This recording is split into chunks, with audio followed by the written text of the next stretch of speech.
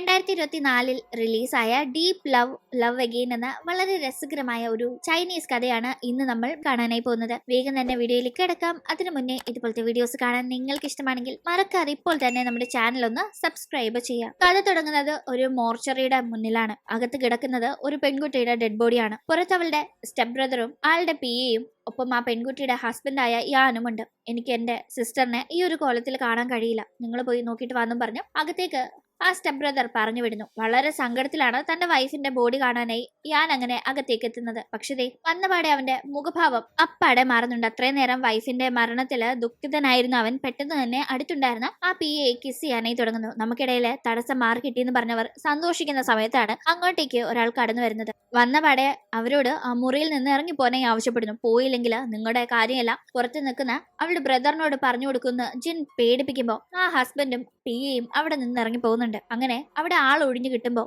ജിൻ വേഗം തന്നെ door lock ചെയ്ത ശേഷം ആ കിടക്കുന്ന ഡെഡ് ബോഡിയുടെ കവർ മാറ്റുന്ന സമയത്താണ് നമ്മൾ കാണുന്നത് ആ പെൺകുട്ടി യഥാർത്ഥത്തിൽ മരിച്ചിരുന്നില്ല. അവൾ ജീവനോടെ തന്നെ ഉണ്ടായിരുന്നു. എല്ലാരും നീ മരിച്ചു എന്നാണ് കരുതിയിരിക്കുന്നത്. ഇന്നു മുതൽ നിനക്ക് പുതിയൊരു രൂപവും ഭാവവുമാണ്. നീ അവരോട് പ്രതികാരം വീട്ടാനായി വേണ്ടതെല്ലാം ചെയ്യണമെന്ന് ജിൻ പറയുമ്പോൾ ഈ നടക്കാൻ പോകുന്ന കാര്യങ്ങളിൽ ആ പെൺകുട്ടി ആകെ കൺഫ്യൂസ്ഡ് ആണ്. അവളുടെ യഥാർത്ഥ പേര് ഷെൻ എന്നായിരുന്നു. അവൾക്ക് ഒരു അപകടം സംഭവിച്ചിരുന്നു. ആ അപകടത്തിൽ അവൾ മരിച്ചു എന്നാണ് അവളുടെ വേണ്ടപ്പെട്ടവരെ എല്ലാം തന്നെ ഇപ്പോ ജിൻ തെറ്റിദ്ധരിപ്പിച്ചിരിക്കുന്നത്. പക്ഷെ യഥാർത്ഥത്തിൽ അവൾ ആ അപകടത്തിൽ മരിച്ചിരുന്നില്ല. അവളെ ആ അപകട സമയം രക്ഷപ്പെടുത്തുന്ന ജിൻ അവളെ പ്ലാസ്റ്റിക് സർജറിക്ക് വിധേയമാക്കുകയും അവളുടെ രൂപം മാറ്റുകയും പുതിയൊരു പേര് അവൾക്ക് നൽകുകയും ചെയ്തു.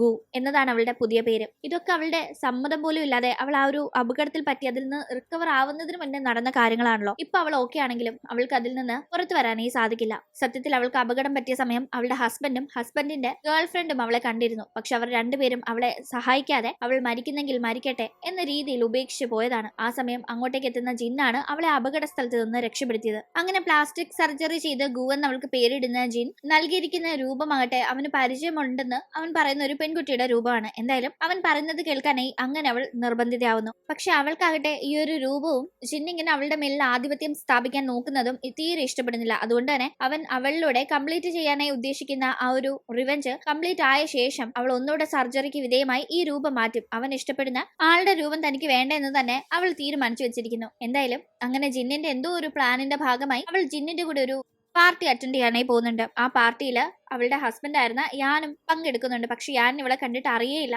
ഇതവന്റെ വൈഫാണ് ഇങ്ങനെയൊക്കെ സർജറി ചെയ്ത് വന്നിരിക്കുകയാണെന്ന്. അവൻ അവളെ കണ്ട് ആകെപ്പാടെ ഇംപ്രസ്ഡ് ആവുന്നു. ഒപ്പം തന്നെ ജിന്നുമായി ഒരു ബിസിനസ് ഡീലിന് യാനിന് താല്പര്യമുണ്ട്. ജിന്നിന്റെ കൂടെ വന്ന ഗുവിനോട് സംസാരിച്ച് എങ്ങനെയും ആ ഒരു ഡീൽ സെറ്റ് ചെയ്യാനായി നോക്കുന്നു. ഒപ്പം തന്നെ ഇവർ യാനിനെ ഇവരുടെ കുരുക്കിലേക്ക് കൊണ്ടുവരാനായിട്ടുള്ള ശ്രമത്തിലാണ്. പക്ഷെ അതവൻ അറിയാത്ത രീതിയിൽ അവനെ നൈസായിട്ട് കൊണ്ടുവരണ്ടേ, അതിനായി അവർ ഒരു കാര്യവും ചെയ്യുന്നുണ്ട്. അവളെ ബ്ലാക്ക്മെയിൽ ചെയ്യുന്ന രീതിയിൽ യാനിന് ഒരു സിറ്റുവേഷൻ ഉണ്ടാക്കി കൊടുക്കുന്നു. അവൾ ജിന്നിന്റെ ഒരു സ്റ്റാഫുമായി വളരെ ഒരു റിലേഷൻഷിപ്പിലുണ്ട് എന്നൊരു രീതിയിൽ അവന്റെ മുന്നിൽ ആക്ട് ചെയ്യുകയും അവൻ അതിന്റെ ഫോട്ടോസും വീഡിയോസും ക്യാപ്ചർ ചെയ്യുകയും അത് വെച്ച് അവളെ ബ്ലാക്ക്മെയിൽ ചെയ്ത് ജിന്നിലേക്ക് അവൻ എത്തുന്ന കണക്ക് അവനെ കൊണ്ട് തന്നെ അവരൊരു കുരുക്കുണ്ടാക്കുന്നുണ്ട്. ഇതൊക്കെ പ്ലാൻ ചെയ്ത് ചെയ്യുന്നതാണെങ്കിലും ഒരു കാര്യം ജിന്നിന് ഇഷ്ടപ്പെടുന്നേയില്ല. ആ പ്ലാനിങ്ങിന്റെ ഇടയിൽ അവന്റെ സ്റ്റാഫിനെ ഗുവിന്റെ ദേഹത്ത് തൊടിയിക്കുന്നുണ്ട്. അവൾ അറിഞ്ഞുകൊണ്ടാണ് അവളുടെ കയ്യിലൊക്കെ ഇങ്ങനെ നാച്ചുറൽ ആവണം, കാണുന്ന ഒരാൾക്ക് ഡൗട്ട് തോന്നരുതെന്ന രീതിയിൽ വരാനായി കാര്യങ്ങൾ ചെയ്യുന്നത്. പക്ഷെ തന്റെ സമ്മതം ഇല്ലാതെ എന്തിനവൾ താൻ പറയാത്ത കാര്യം ചെയ്തു, എന്തിനിങ്ങനെ മറ്റൊരാളെ ടച്ച് ചെയ്യാനായി അനുവദിച്ചു എന്ന ഇഷ്ടക്കേട് വരുന്ന ജിൻ അങ്ങനെ ഒരു കാര്യം ചെയ്തതിന്റെ പേരിൽ അവളെ തണുത്ത വെള്ളത്തിൽ ഇറക്കി നിർത്തി പണിഷ് ചെയ്യുന്ന പോലുമുണ്ട്. കൂടാതെ അവൾ തന്റേതാണ്, താൻ പറയുന്നതിനനുസരിച്ച് അവൾ നിൽക്കാവുള്ളൂ, അവളുടെ ഈ പുതിയ രൂപവും ഭാവവും താൻ നൽകിയതാണെങ്കിൽ താൻ പറയുന്നത് അവൾ അക്ഷരം പ്രതി കേൾക്കണമെന്ന ഭയങ്കരമായ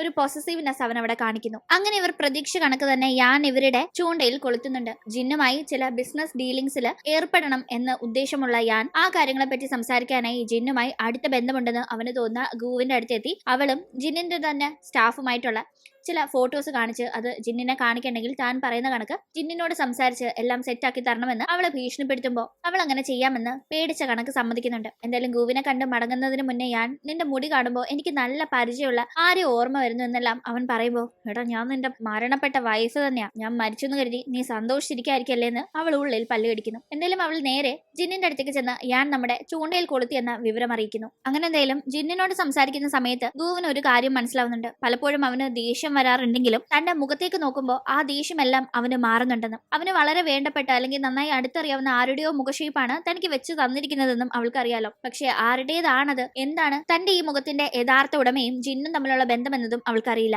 എന്തായാലും പിന്നീട് ഞാൻ ആവശ്യപ്പെട്ടത് പ്രകാരം ഗു അവനെ കാണാനായി അവന്റെ അപ്പാർട്ട്മെന്റിലേക്ക് ചെല്ലുന്നു. നല്ല ഉദ്ദേശത്തിലായിരുന്നില്ല ഞാൻ ഗുവിനെ വിളിച്ചു വരുത്തിയത്. അവൻ അവളെ മിസ്യൂസ് ചെയ്യാൻ നോക്കുന്നതിന് മുന്നേ അത്യാവശ്യം ഡ്രിങ്ക്സ് അടിച്ചിരുന്ന അവനെ അവന്റെ മരണപ്പെട്ട ഭാര്യയ്ക്ക് മാത്രം അറിയാവുന്ന ചില കാര്യങ്ങൾ പറഞ്ഞതേ പേടിപ്പിക്കാനായി ഗുവിന് സാധിക്കുന്നു. ഡ്രിങ്ക്സ് അടിച്ച് ഫിറ്റായിരുന്നതുകൊണ്ടും മരിച്ചു എന്നവൻ പൂർണ്ണമായി വിശ്വസിക്കുന്ന ഒരാൾക്ക് മാത്രം അറിയാവുന്ന അവൻ വിചാരിച്ചു വെച്ചിരിക്കുന്ന കാര്യങ്ങൾ ഇങ്ങനെ കേൾക്കുമ്പോഴും അവൻ ആകെ പാടെ പേടിക്കുന്നുണ്ട്. പേടിച്ച് ടെൻഷനായി വിഭ്രാന്തിയിൽ അങ്ങോട്ടും ഇങ്ങോട്ടും ഓടുന്ന അവന്റെ ബാലൻസ് തെറ്റി താഴെ വീഴുകയും തലയിടിച്ച് വീണതുകൊണ്ട് തന്നെ സാരമായി ചോര വന്നവന്റെ ബോധം പോവുകയും ചെയ്യുന്നു. ഈ സമയം അവിടെ ഉണ്ടായിരുന്ന ചില ഡോക്യുമെന്റ്സുമായി ഗു പതിയെ പുറത്തേക്ക് ഇറങ്ങുമ്പോൾ അവിടെ അവളെ കാത്ത് ജിന്നുണ്ടായിരുന്നു. അവൾക്ക് എന്തെങ്കിലും ആപത്ത് യാനെ കാണാൻ പോയിരിക്കുന്ന ഈ ഒരു സമയം വരുന്നെന്ന് തോന്നിയാൽ അവളെ രക്ഷപ്പെടുത്താനായി തന്നെ അവൻ ഇവിടെ കാത്തിരിക്കുകയായിരുന്നു. എന്തായാലും അതിനൊക്കെ ശേഷമാണ് യാനിനെ കാണാനായി അവന്റെ ഗേൾ ഫ്രണ്ടായ ലൂവിന്റെ വരവ്. ലൂ വന്നപാടെ ബോധം കെട്ട് കിടക്കുന്നവനെ കണ്ട് ആകെ പേടിക്കുന്നു. താൻ ഗേൾ ഫ്രണ്ട് ആയിട്ട് ഇരിക്കെ തന്നെ ഇവൻ ഇപ്പൊ മറ്റൊരു പെൺകുട്ടിയുമായി അടുക്കാൻ നോക്കുന്നു എന്നത് അവൾക്കറിയില്ല. ഓൾറെഡി ഇവന് വൈഫ് ഉണ്ടായിരുന്ന സമയത്താണ് ഇവൻ ഈ ലൂവുമായി റിലേഷൻഷിപ്പിലായത്. എന്ത് പറ്റിയെന്നെല്ലാം അവൾ ബോധം വന്ന ശേഷം അവനോട് ചോദിക്കുമ്പോൾ അത് പിന്നെ എന്റെ മരിച്ച ഭാര്യ ജീവനോട് വന്ന കണക്ക് എനിക്ക് തോന്നിയെന്ന് അവൻ ആകെ ടെൻഷൻ ആകുമ്പോൾ അതൊരിക്കലും നടക്കാൻ പോകുന്ന കാര്യമില്ല. അവളുടെ ഡെഡ് ബോഡി മോർച്ചറിയിൽ തണുത്ത് മരവിച്ചിരിക്കുന്നത് നമ്മൾ കണ്ടതല്ലേ, ഇന്നെന്താ കുഴപ്പമെന്നൊക്കെ ചോദിച്ച് ലൂ അവനെ സമാധാനിപ്പിക്കുന്നു. അങ്ങനെ ഇവിടെ നിന്ന് മടങ്ങിപ്പോയ ശേഷം ഗുവുമായി ജിൻ വളരെ ക്ലോസ് ആവുന്നുണ്ട്. അവൾ പിന്നീട് ഉറക്കത്തിലായെന്ന് ഉറപ്പുവരുത്തിയ ശേഷം അവൻ പതിയെ ഒരു മുറിയിലേക്ക് പോകുന്നു. ആ മുറിയിൽ അവൻ ചില ഫോട്ടോസ് പതിപ്പിച്ചു വെച്ചിട്ടുണ്ട്. അവൻ ശത്രുസ്ഥാനത്ത് കാണുന്ന പ്രതികാരം വീട്ടാൻ ആഗ്രഹിക്കുന്ന ചില ആളുകളുടെ പിക്ചറാണിത്. ആ കൂട്ടത്തിൽ ഇപ്പോൾ അവന്റെ കൂടെയുള്ള നമ്മുടെ ഗുവിന്റെ പിക്ചറും നമുക്ക് കാണാം. അപ്പോൾ അവളെ ഇവൻ കൂടെ കൊണ്ട് നടക്കുന്നത് പ്രതികാരം വീട്ടാനായിട്ടാണോ? എന്തായാലും കണ്ടറിയാം. അങ്ങനെ അടുത്ത ദിവസം ഗുവിനെ കാണാനായി ലൂ എത്തുന്നുണ്ട്. അവളുടെ പേഴ്സിൽ അവൾ അറിയാത്ത ഒരു ഡിവൈസ് സ്ഥാപിക്കാനായി ലൂവിന് സാധിക്കുന്നുണ്ടെങ്കിലും അവൾ അറിഞ്ഞില്ല എന്നത് ലൂവിന്റെ വെറും തെറ്റിദ്ധാരണയാണ്. ഗു അത് കറക്റ്റായി കാണുകയും അത് ജിന്നിനെ അറിയിക്കുകയും ചെയ്യുന്നു. തുടർന്ന് നടപടി ജിൻ സ്വീകരിക്കുകയാണ്. ഒരു ഡിവൈസിലെ റെക്കോർഡിംഗ് കേൾക്കാനായി കാത്തിരുന്ന യാനിന്റെയും ലൂവിന്റെയും അടുത്തേക്ക് യാനിന്റെ കമ്പനിയുമായുള്ള കോൺട്രാക്ട് എല്ലാം ക്യാൻസൽ ചെയ്തു. അതുകൊണ്ട് തന്നെ വൻ നഷ്ടപരിഹാരം അവർ തരേണ്ടി വരുമെന്ന വാർത്തയാണ് ജിൻ എത്തിക്കുന്നത്. അത് കേട്ട് ടെൻഷൻ ആവുന്ന യാൻ വേഗം തന്നെ ജിന്നിനെ കണ്ട് കോൺട്രാക്ട് ക്യാൻസൽ ആവാതിരിക്കാനായി പരമാവധി പ്രശ്നങ്ങൾ ഉണ്ടാക്കിയാണെങ്കിലും നോക്കുന്നുണ്ടെങ്കിലും അതിന് ഒരു ഫലവും ഉണ്ടായില്ല. എന്തായാലും ആ ഒരു വലിയ പ്രോജക്റ്റ് നഷ്ടപ്പെട്ടതോടുകൂടി യാനിന്റെ കമ്പനി വലിയ സാമ്പത്തിക നഷ്ടത്തിലേക്ക് പോകുന്നു. തുടർന്ന് ഒന്നുമില്ലാതെ നിൽക്കുന്ന യാനിനെ അത്രയും നാള് ഗേൾ ഫ്രണ്ടായി കൂടെ ഉണ്ടായിരുന്ന ലൂവും ഉപേക്ഷിച്ചു പോകുന്നു. അങ്ങനെ ആകെ മൊത്തത്തിൽ തകർന്നു നിൽക്കുന്ന യാൻ വീണ്ടും ജിന്നിന്റെ അടുത്തെത്തി റിക്വസ്റ്റ് ചെയ്യുന്നുണ്ടെങ്കിലും ജിൻ കേൾക്കുന്നില്ല എന്ന് കാണുമ്പോൾ കാലി ഇളകുന്ന യാൻ ഗുവിന്റേതായി അവന്റെ കയ്യിൽ ചില ഫോട്ടോസ് ഉണ്ടല്ലോ അത് റിലീസ് ചെയ്യുമെന്ന് പറഞ്ഞ് ഭീഷണിപ്പെടുത്താനായി നോക്കുന്നു. കാരണം പൊതുസമൂഹത്തിന് മുന്നിൽ ഗുവും ജിന്നും റിലേഷൻഷിപ്പിലാണ്. അതുകൊണ്ട് തന്നെ അവന്റെ ഗേൾ ഫ്രണ്ടിന്റെ ഫോട്ടോസ് ലീക്ക് ആക്കുമെന്നും പറഞ്ഞ് ഭീഷണിപ്പെടുത്തി പ്രോജക്റ്റിൽ എങ്ങനെയും സൈൻ ചെയ്യിപ്പിക്കാം എന്ന് കരുതുന്നുണ്ടെങ്കിലും ആ ഫോട്ടോസ് എങ്ങാനും ലീക്ക് ആയാൽ നീ വിവരം അറിയുമെന്നും പറഞ്ഞ് ജിൻ തിരിച്ച് യാനിനെ ഭീഷണിപ്പെടുത്തുമ്പോൾ കലി ഇളകുന്ന യാൻ ജിന്നിനെ ആക്രമിക്കാനായി നോക്കുന്നുണ്ട്. പക്ഷെ ഭാഗ്യവശാൽ ജിന്നിന് എന്തെങ്കിലും സംഭവിക്കും മുന്നേ അങ്ങോട്ടേക്ക് എത്തുന്ന ഗു യാനിനെ ആക്രമിച്ച് പൂളിലേക്ക് ഇടുന്നു. ഗുവിനെ കൂടെ കൂട്ടിയ ശേഷം ജിൻ അന്ന് ആദ്യമായി അവളോട് തന്നെ രക്ഷപ്പെടുത്തിയതിന് താങ്ക്സ് പറയുന്നു. അങ്ങനെ ഇപ്പൊ അവരുടെ കസ്റ്റഡിയിലുള്ള യാനിനെ നന്നായി തന്നെ പേടിപ്പിക്കാനായി ഗുവിന് സാധിക്കുന്നു. അവൾ ചോരയിൽ കുളിച്ച് അവന്റെ ഭാര്യയുടെ രൂപത്തിൽ, അതായത് അവളുടെ തന്നെ ഒറിജിനൽ ആ ഒരു ഡ്രസ്സിംഗ് സ്റ്റൈലും ഹെയർ സ്റ്റൈലും ഉണ്ടല്ലോ അതൊക്കെ ഇട്ട് അവന്റെ അടുത്തേക്ക് പോയി നിന്ന് പതി അവന് ബോധം വരുന്ന സമയം അവനെ മരണപ്പെട്ട അവന്റെ ഭാര്യ മടങ്ങിയെത്തിയെന്ന രീതിയിൽ പേടിപ്പിച്ചോടിക്കുന്നു. ഓടുന്ന അവൻ എവിടെയോ ചെന്ന് ബോധം കെട്ട് വീഴുന്നു. പിന്നീട് അവന് ബോധം വരുമ്പോഴേക്കും അവൻ ഉണ്ടായിരുന്നത് അവന്റെ ഭാര്യയുടെ സ്റ്റെപ്പ് ബ്രദറായ ചെന്നിന്റെ മുന്നിലാണ്. എന്റെ സഹോദരിയോട് നീ ചെയ്ത തെറ്റിന് ഒരിക്കലും മാപ്പ് തരില്ലാന്ന് ഞാൻ തന്റെ സിസ്റ്ററിനെ ദ്രോഹിച്ചു എന്ന കാര്യം മനസ്സിലാക്കി, അല്ലെങ്കിൽ അവളുടെ മരണത്തിൽ അവൻ സന്തോഷിച്ചു എന്ന കാര്യം മനസ്സിലാക്കി ഈ സ്റ്റെപ്പ് ബ്രദർ കലിയിളകുന്നു. ഇതേ സമയം തന്റെ ബ്രദറായ ചെന്നിനോട് വലിയ സ്നേഹമായിരുന്നു ഗുവിനുണ്ടായിരുന്നത്.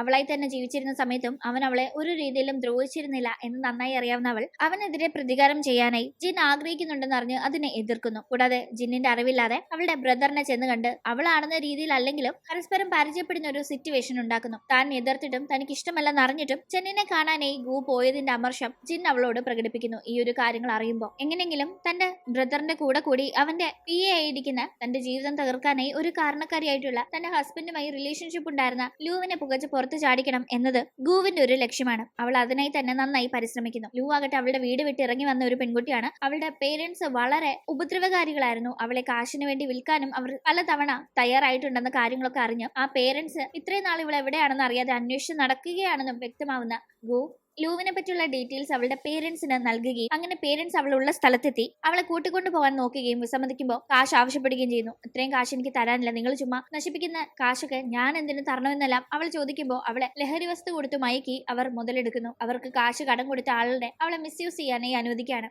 ലൂ ആളൊരു വില്ലത്തിയാണെങ്കിലും അവൾക്ക് ഇത്രയും വളരെ മോശമായ ഒരു പാസ്റ്റ് ഉണ്ടായിരുന്നു. അതിൽ നിന്ന് രക്ഷപ്പെട്ട് മറ്റൊരു ജീവിതം ആഗ്രഹിച്ചു, അതായത് കുറെ ലക്ഷറി കാര്യങ്ങൾ ആഗ്രഹിച്ചാണ് അവൾ തെറ്റായ രീതിയിൽ ഇവിടെ ജീവിച്ചു തുടങ്ങിയത്. അവളുടെ പേരൻസ് അവളെ തെറ്റായ വഴി വഴിക്ക് വിടാൻ നോക്കിയെങ്കിൽ അതിൽ നിന്ന് രക്ഷപ്പെട്ട് വന്നവൾ അവളുടേതായ രീതിയിൽ തെറ്റായ ഒരു ജീവിതം ജീവിച്ചു വന്നു. ഇപ്പോൾ തിരിച്ചെത്തിയ പേരൻസ് അവളെ വീണ്ടും മാരകമായി ഉപദ്രവിക്കുന്നു. അടുത്ത ദിവസം അവളുടെ ശരീരത്തിൽ വിസിബിൾ ആയി ഉപദ്രവിക്കപ്പെട്ടതിന്റെ മുറിപ്പാടുകൾ ഉണ്ടായിരുന്നു. അവൾ ആ പാടുകളുമായി തന്നെ അന്ന് ജോലിക്ക് എത്തുമ്പോൾ അത് കാണുന്ന നമ്മുടെ ഗൂവിന്റെ ബ്രദർ അവളോട് ഓഫീസിൽ വരാതെ റെസ്റ്റ് എടുക്കാനായി പറയാണ്. കാരണം അവളുടെ പേരൻസ് ആൾക്കാർ ശരിയല്ല എന്നതൊക്കെ അവൾ ഈ ബോസിന്റെ അടുത്ത് പറഞ്ഞിട്ടായിരുന്നു ഇവിടെ ജോലിക്ക് ചേർന്നിട്ടുണ്ടായിരുന്നത്. പേരൻസ് തന്നെ പറ്റി മനസ്സിലാക്കി അവരിനി വീണ്ടും വീണ്ടും തന്നെ ഉപദ്രവിക്കാൻ ചാൻസ് ഉണ്ടെന്ന് ഓർക്കുമ്പോഴേ അവൾ മാനസികമായി തകരുന്നുണ്ട്. ഒരു വശത്തോടെ ജിന്നിന്റെ എതിർപ്പുകളെ മറികടന്ന് തന്റെ ബ്രദറായ ചെന്നിനെ കൂടുതൽ കാണാനൊക്കെ ഗൂ ശ്രമിക്കുന്നുണ്ട്. ആ സമയത്തൊക്കെ ജിൻ ശക്തമായി അതിനെ എതിർക്കുന്നുണ്ട്. പക്ഷെ ഒടുക്കം അവൻ കാര്യങ്ങൾ വ്യക്തമാക്കുന്നു. അതായത് ജിന്നിന് ഒരു ഗേൾ ഫ്രണ്ട് ഉണ്ടായിരുന്നു. അവളുടെ പേരാണ് ഇപ്പോ തന്റെ കൂടെയുള്ള ഈ പ്ലാസ്റ്റിക് സർജറി ചെയ്ത് രൂപമാറ്റം വന്ന് പേര് മാറ്റിയിരിക്കുന്ന ഇവൾക്ക് അവൻ ഇട്ടുകൊടുത്തിരിക്കുന്ന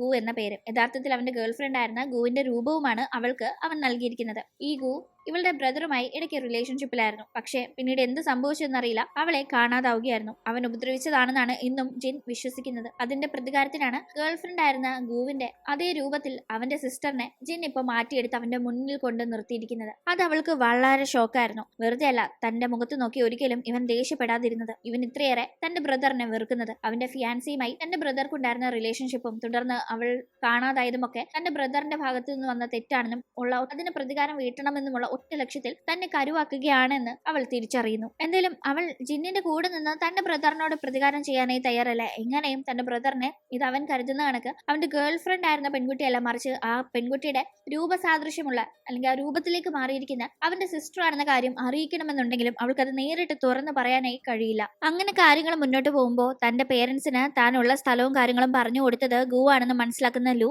അവളെ ആക്രമിക്കാനായി ഒരുങ്ങുന്നു. കാരണം ഗു ഇതൊക്കെ തന്നോട് ചെയ്യുന്നത് യാനിന്റെ വൈഫിന്റെ മരണത്തിൽ തനിക്കുള്ള പങ്കിന്റെ പ്രതികാരം കൊണ്ടാണെന്ന് ലൂവിന് മനസ്സിലായിരുന്നു. അങ്ങനെ ഗുവിനെ ലൂ തട്ടിക്കൊണ്ടുപോകാനായി നോക്കുന്ന സമയം ഗു ജിന്നിനോട് മൊബൈൽ വഴി സംസാരിച്ചുകൊണ്ടിരിക്കുകയായിരുന്നു. അതുകൊണ്ട് തന്നെ ഇവളിവിടെ അപകടത്തിൽപ്പെടുന്നത് ജിന്നിന് മനസ്സിലാവുന്നു. പക്ഷെ തട്ടിക്കൊണ്ട് പോകപ്പെടുന്നുണ്ടെങ്കിലും ലൂവിന് ഗുവിനെ ആക്രമിക്കാനായി സാധിക്കും മുന്നേ ജിൻ അവിടെ എത്തി ലൂവിനെ ആക്രമിച്ച് ഗുവിനെ കൂട്ടിക്കൊണ്ടുപോകുന്നു. ലൂവിന്റെ കസ്റ്റഡിയിലുണ്ടായിരുന്ന ഗു ആക്രമിക്കപ്പെടുമെന്ന് അവൻ വളരെ പേടിച്ചിരുന്നു. വളരെ റിസ്ക് എടുത്താണ് അവളെ കണ്ടെത്തി അവൻ രക്ഷപ്പെടുത്തി കൊണ്ടുവന്നത്. അവനിപ്പോ ഇങ്ങനെ പേടിക്കാൻ കാരണം അവളുടെ രൂപമുള്ള തന്റെ ഗേൾ ഫ്രണ്ടിന്റെ കാര്യം ഓർത്തിട്ടല്ല, അല്ലെങ്കിൽ തന്റെ ഗേൾ ഫ്രണ്ടിന്റെ രൂപമുള്ള അവൾക്ക് എന്തെങ്കിലും പറ്റുമോ എന്ന കാര്യം ഓർത്തിട്ടല്ല, മറിച്ച് അവൾക്ക് തന്നെ എന്തെങ്കിലും പറ്റുമോ എന്നത് ഓർത്തിട്ടാണ്. കാരണം ആദ്യമൊക്കെ അവളെ കാണുമ്പോൾ തന്റെ ഗേൾ ഫ്രണ്ടിന്റെ ആ ഒരു രൂപം അവൾക്ക് നൽകി അവളിലൂടെ തന്റെ ഗേൾ ഫ്രണ്ടിനെ കാണാനായിട്ടാണ് അവൻ ശ്രമിച്ചിരുന്നതെങ്കിൽ ആ ഒരു അവസ്ഥയെല്ലാം ഇപ്പൊ മാറി അവളെ തന്നെയാണ് അവൻ കാണുന്നത്, അവളെ തന്നെയാണ് അവൻ കെയർ ചെയ്യുന്നത് എന്നത് അവന് തന്നെ മനസ്സിലാവുന്നുണ്ട്. അതായത് അവളെ അവൻ ഇഷ്ടപ്പെടാൻ തുടങ്ങിയെന്ന് അവൻ തന്നെ തിരിച്ചറിയുന്നു. അവന്റെ മനസ്സിൽ നിന്ന് അവന്റെ ഗേൾ ഫ്രണ്ടായ ഗു